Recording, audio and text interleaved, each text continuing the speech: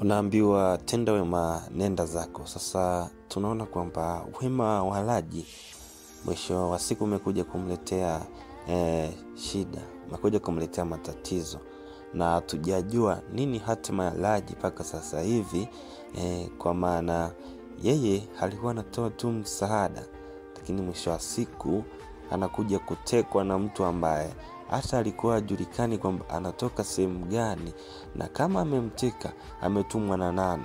Bwana, mimi nataka nikupe siri ambayo imejificha nyuma ya pazia hapa, ili na wewe ujue. Kama unakumbuka kwamba kipindi Raji anapewa taarifa na Mima kwamba ameweza kufiwa na bi mkubwa wake, bwana, hichi ni kitu ambacho kilimpanikisha Raji. Alipaniki sana. Na kwa upande wa pili kule nyumbani kwao na Benson pamoja na wenzake, baada ya kupata taarifa kwamba mama yake na Mima ameweza kutangulia mbele za haki,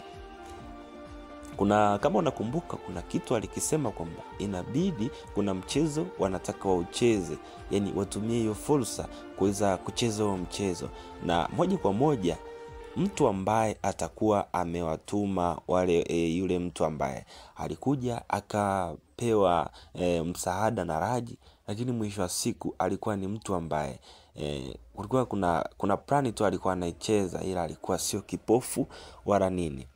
Moja kwa moja huyo mtu ametumwa na Ben Lee pamoja na Benson pamoja na wenzake. Huo ni mchezo ambao umechezwa na Ben Lee pamoja na Benson.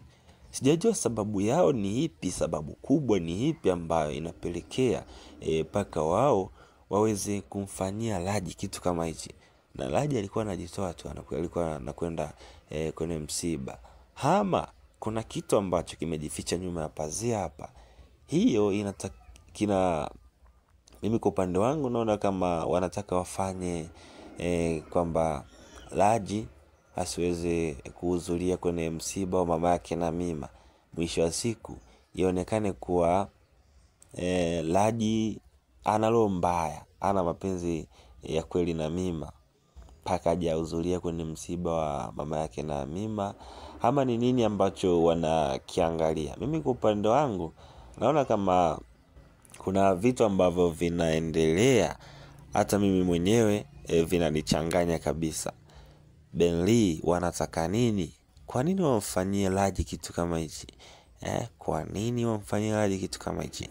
Kama ilivyosadikia kuwa alikuwa anaenda msibani, basi wangemwacha tu akaenda msibani akafanya kinachoendelea, lakini sio kwa kuweza kumfanyia kitu ambacho amemfanyia. Sasa mimi naona kwamba last chance inazidi kupamba moto. Yani kadri inavyozidi kwenda mbele, matukio yanazidi kuwa makali zaidi. Yani vitu vinazidi kuwa vikali zaidi. Bwana, moja ya kitu ambacho tumekishuhudia kingine ni penzi zito la Madam D pamoja na Raji. Tumeshaona kwamba tayari Madam D kashamkubali sana Raji. Yani kashazama kwa Raji, hawezi kumwambia kitu tena. Kwenye ulimwengu wa mapenzi wa Raji, tunaona kwamba Raji kaweza kufanikiwa kuziteka hisia za Madam D. Yani Madam D sidhani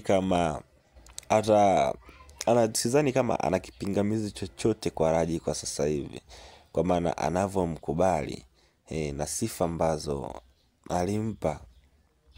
Sidhani kama kuna kipingamizi chochote ambacho Madam D atakuwa anakionyesha kwa Raji, kwa maana kama ni kuzama tayari kashazama deep in love, yani kazama kwenye ulimwengu wa mapenzi, yani kiasi ambacho hata yeye mwenyewe anashindwa kuelewa nini ambacho kinaendelea.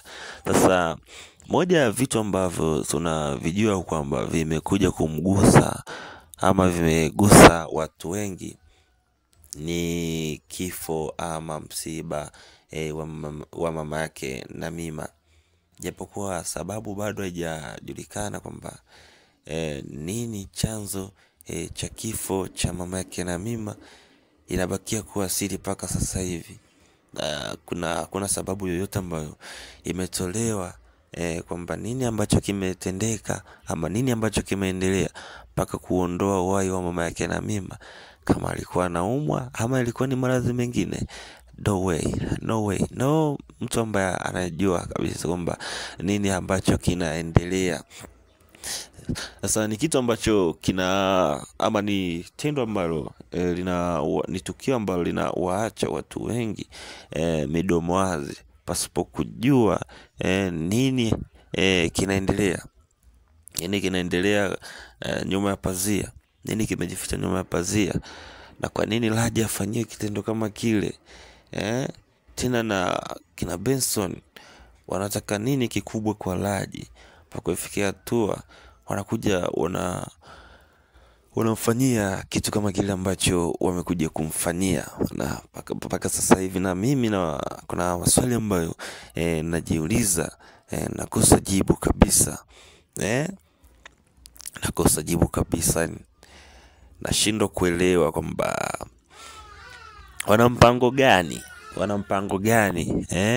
kwa nini wafanye kitu kama hicho. Bwana, mimi nataka nikukumbushe tu kitu kimoja kwamba kila unachokifanya chini ya jua, yani hapa duniani, kina mwisho wake. Kama unafanya ubaya, kama unafanya wema, basi kumbuka kuwa kuna mwisho wake. Na ukitenda mabaya, mwisho wa siku utakuja kulipwa mabaya, na ukitenda mema, mwisho wa siku utakuja kutenda mema. Kwa hiyo tuishi kwa upendo jamani. Yani hii dunia tunapita tu. Kitu ambacho inatakiwa huu unakielewa na kiweka akilini kwamba hii dunia tunapita tu. Kwa hiyo tuishi kwa upendo, tuache chuki, sababu za hapa na pale. Mwisho wa siku utakuja kulipwa ubaya. Unatenda ubaya, mwisho wa siku utalipwa ubaya. Yani bora utende wema, mwisho wa siku uje ulipwe wema, utaona ufalme wa Mungu, kuliko kutenda ubaya na mwisho wa siku unakuja kulipwa ubaya. Maana mimi yalikuwa ni hayo tu, na endelea kutusupport na endelea kusupport movie ya Last Chance kutoka YouTube channel ya Chinga Media. Hapa tupo kwa ajili ya kufanya promotion tu na review kidogo, ili kuweza kukupitisha kwenye episode ambayo imepita, kuweza kuyatambua matukio ambayo yametokea kwenye episode iliyopita. Hapa tunafanya review na promotion tu. Angalia full movie ama original movie kwenye channel ya Chinga Media on YouTube. Asanteni sana. Thank you for watching. Bye bye.